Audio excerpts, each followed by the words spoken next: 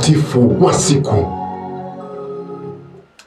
Tunakwenda kupata mtakatifu wa siku tarehe 19 Agosti. Tunamkumbuka mtakatifu Yohani Yudice ambaye alikuwa ni padri na mwanzilishi wa shirika. Yohani Yudice alizaliwa Ufaransa ni mwaka wa 1601. Wazazi wake walikuwa maskini sana. Yohani alikuwa mmoja kati ya watoto 7 na tangu utoto wake alionyesha maelekeo ya utakatifu.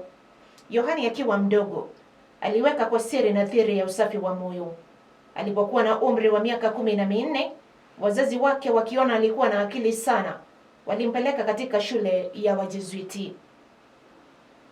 Wazazi wake walipendelea aoe, lakini yeye alikwisha weka nadhiri ya kuwa mtawa. Basi alifanya malezi ya upadri na alipokuwa na umri wa miaka 24 alipewa daraja la upadri kule Paris. Alikuwa mhubiri mashuhuri na pia muungamishi hodari nchini Ufaransa ambaye hajawahi kutokea tangu enzi za Mtakatifu Vincenti. Ndani ya miaka 20 alifanya misioni 110 na ambazo zilisaidia sana katika kuamsha imani na kuongoa maelfu ya watu samahani. Alihubiri kwa nguvu dhidi ya maovu ya watu, akiwaalika wamrudie Mungu kwa kufanya kitubio. Aliwahudumia kwa mapendo na huruma wagonjwa wa tauni, akiwaandaa vyema kwa kifo chema. Yohani alijitolea kuwahudumia wagonjwa kusudi asiwaambukize wengine. Alilala katika pipa kubwa lililokuwa katikati ya shamba moja. Alichukizwa sana kuona jinsi wasichana wa siku zile walivyokuwa na mwenendo mbaya. Aliazimia kuanzisha shirika la masista kuwasaidia wale waliokuwa katika hatari ya kupoteza roho zao, liitwalo Masista wa Mama Yetu wa Msaada kwa Wakimbizi. Alitambua pia kwamba katika kanisa mapadri walihitaji uongofu kuliko waumini wenyewe. Kwa hiyo alianzisha seminari kama kitalu muhimu cha kuwafundishia mapadri, na baadaye kutokana na seminari hiyo alianzisha shirika la mapadri ambao walipaswa kuongoza seminari. Liliitwa Shirika la Yesu na Maria. Lengo lake lilikuwa kuleta heshima na utakatifu katika upadri.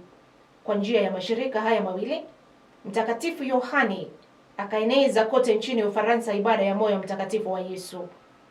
Aliweza pia kupambana na uzushi wa wakati wake uliodai kuwa mwanadamu anaokolewa tu kwa neema ya Mungu na hawezi kufanya chochote kimsaidia kupata wokovu. Alikufa tarehe 19 Agosti mwaka wa 1680.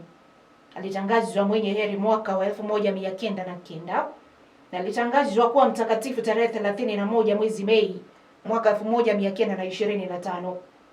Mtakatifu Yohani Yudice ni mwalimu mwanzilishi, msimamizi na mtume wa ibada ya moyo mtakatifu wa Yesu na Maria. Tafakari. Nia, hamu na wajibu wetu wa kwanza kama Wakristo ni kumleta Yesu ndani yetu, kufanya roho na mapendo, shauku na baraka zake zikae na kutawala ndani yetu. Mtakatifu Yohani Yudice, mtakatifu wa leo, utuombee.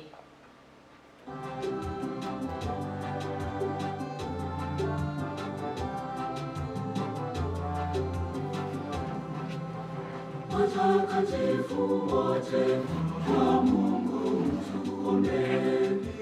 Ninyi mlio mashujaa wa imani takatifu, mliacha yote ya dunia yasiyompendeza Mungu, mkabeba na vijisalaba vyenu mkamfuata Yesu.